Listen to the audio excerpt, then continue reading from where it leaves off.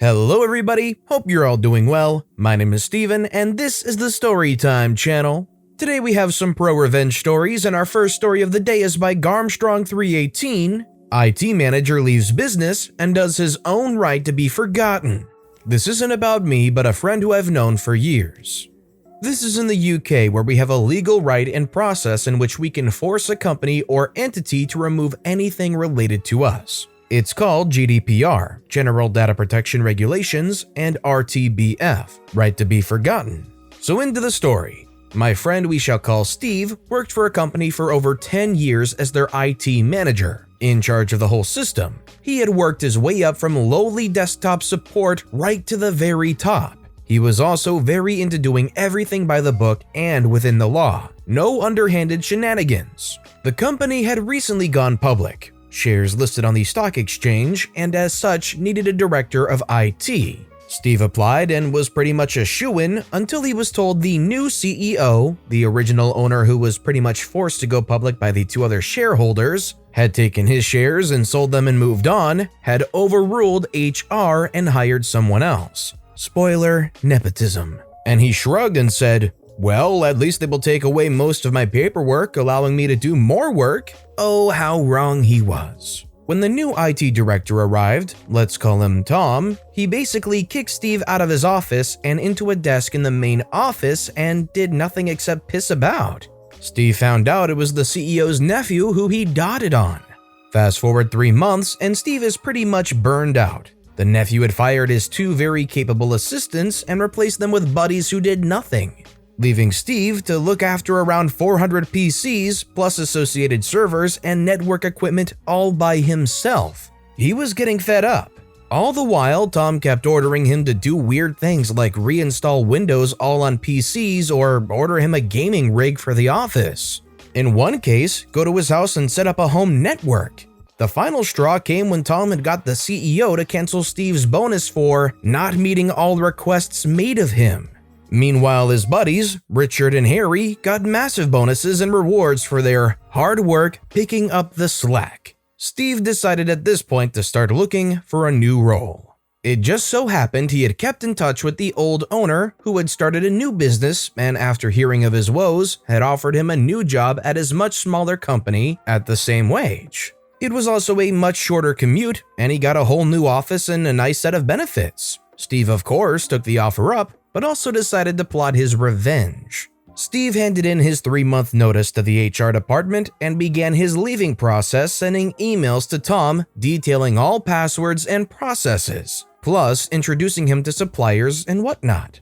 He also put on the Exchange server a scheduled task to run a batch file 1 week after he left. He also had one of these on the AD server and file storage servers and the backup storage servers. What this batch file did was open PowerShell and run commands to delete anything he was the author of, if a file, or was last saved by him, and also to delete any email sent to him or by him. He also told Microsoft he was leaving this company and moving on to a new company on the specified date. More on this later. Steve dutifully carried out his final tasks, said goodbye, and as he last acted a week before he left, he gave HR a typed-up letter stating his wish to invoke the GDPR RTBF regulations, and he wants all paperwork he created deleted and the only information left for legal purposes and HR reasons. In example, payslips, etc. On his final day, he signed out, handed his laptop in, and left graciously, even buying people drinks that evening at the local pub near the company. He was told by HR his request was completed the following week, but they had to retain certain info, HR docs and payslips for tax reasons, which was fine. Fast forward 2 months. His old CEO rings him up in a panic as things are falling apart. Updates haven't been happening. He can't find any details for suppliers or how to do certain roles. He also had a huge bill from finance, as all their licensing costs have gone through the roof. New staff kit is all wrong. Steve kindly explains that he was fed up with Tom doing nothing and hiring his buddies, Richard and Harry, who also did nothing, or worse, made rookie mistakes he was left to fix. He also explained how the cheap license costs were because, as Steve had a lot of qualifications from Microsoft, he got discounts on products. Now that he's left, they can't receive them as he is using that privilege at his new place. He also explained the RTBF, right to be forgotten request, saying IT director had 3 months to save the info he emailed, before it was deleted. CEO then begged him to allow access to the discounts, but Steve said no, he doesn't do stuff like that. Perhaps he should get Tom, Richard, and Harry trained up. He also said maybe instead of hiring your nephew to do a director's role, maybe he should have been hired at the bottom to work his way up, not fail his way down. Steve hung up and has asked kindly to not be contacted again via email through HR. The new job is going great, and Steve is enjoying it a lot, from what I hear. Lesson of the story: don't commit nepotism or hire buddies and expect good results. So let me ask you guys, do you believe in almost every situation that you shouldn't work with friends or family? Let me know your thoughts in the comments down below, because I'm kind of curious if you think this kind of thing can exist in the real world, or if it's just too much of a hassle to involve working with friends and family. This next story is by Beaker Cummings: steal ex-wife's car after she defaults.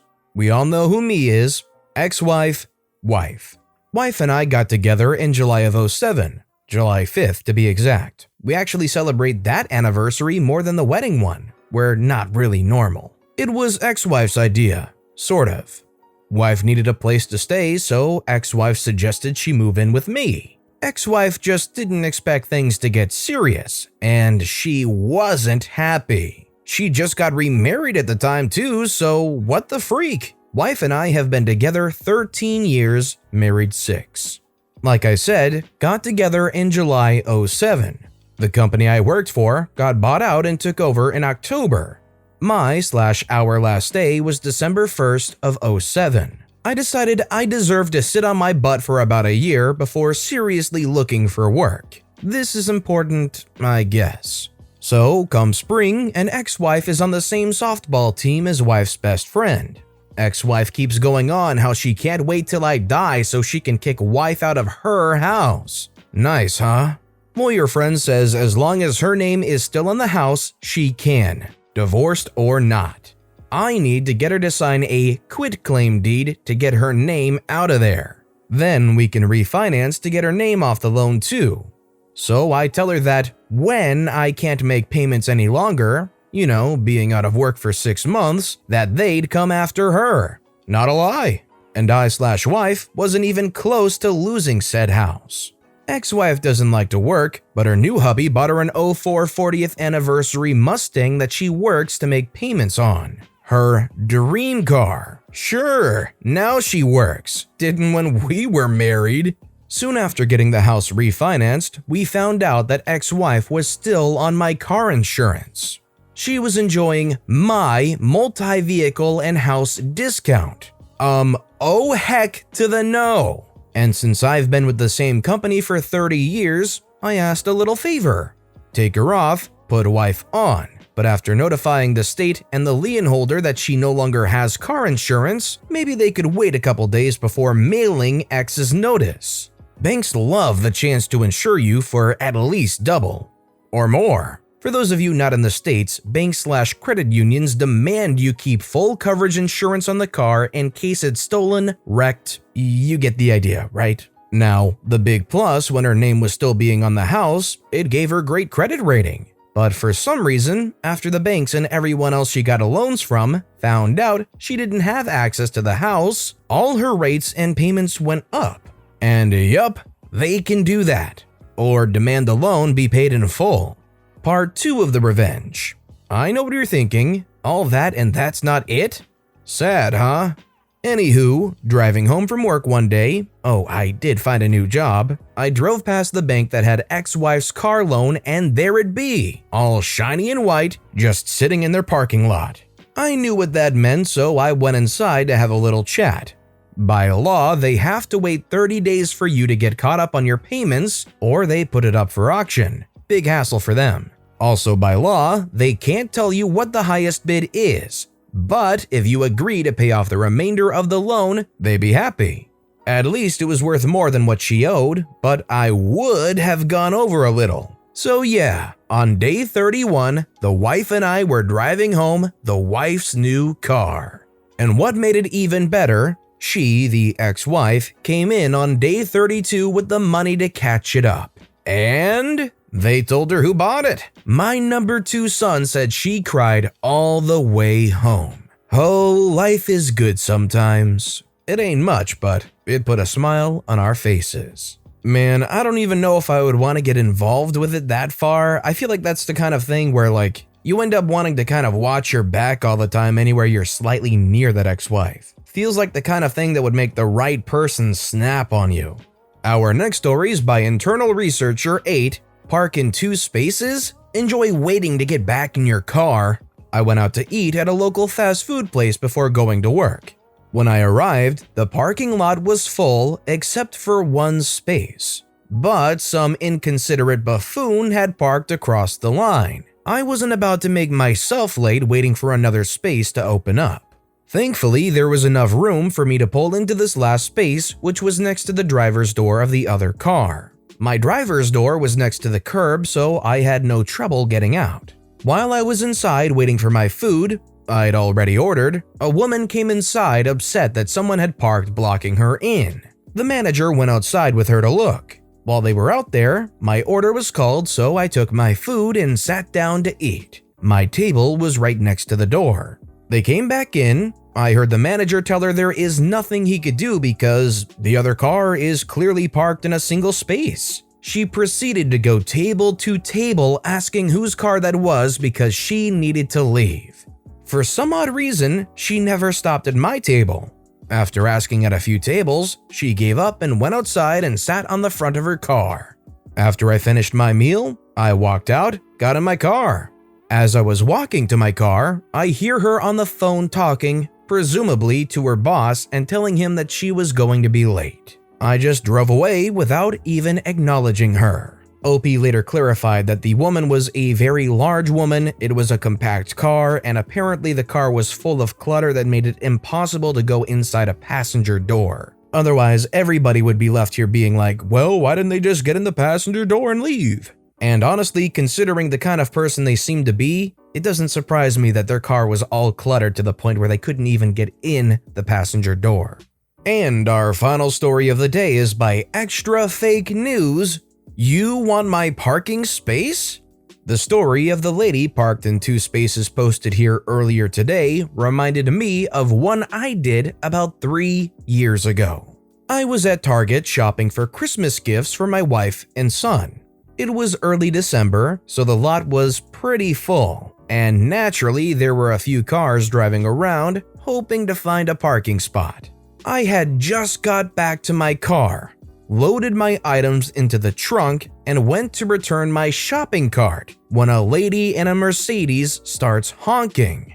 Thinking nothing of it, I return the cart and walk back to my car, and Mercedes Karen rolls down her window, throws a cigarette butt in my general direction, all the while glaring directly at me, no words. Brushing off this pointless passive-aggressive behavior, I get back in my car, hook up my phone to the USB, start the engine, and then honk, honk, honk. This shrill Mercedes honk. I look out my passenger side mirror and see she's sitting there glaring at my car, still like, "Get out of my way, idiot." So I stop the engine, get out of the car, and go back inside the Target to get a Starbucks and take a second look at the Lego aisle.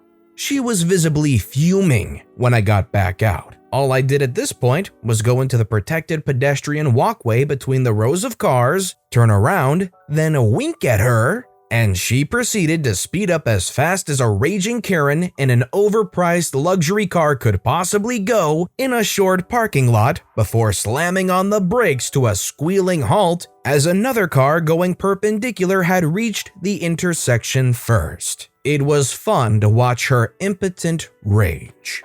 So I can definitely understand being angry when you're going to a place for shopping and there's absolutely no parking spots at all and you're looping around, you're trying to find a spot and somebody's clearly about to pull out but they're taking their sweet time. You get a little upset. It's a basic human thing, you just get angry. But that doesn't mean you go and throw a cigarette butt at them. It doesn't mean that you glare at them all angrily and give them such a pissy attitude because, surprise, that's not going to motivate them. If anything, for most people, that would want to motivate them to piss you off further because they don't want to deal with that. You'd be really surprised how in a moment like that, just taking a deep breath, maybe putting your head down for a second, pulling it back up and just being ready to accept it, let them pull out, and just pull in a minute, and you'd be on your way inside the store. You just don't want to hang on to that anger and rage needlessly. Nobody needs that.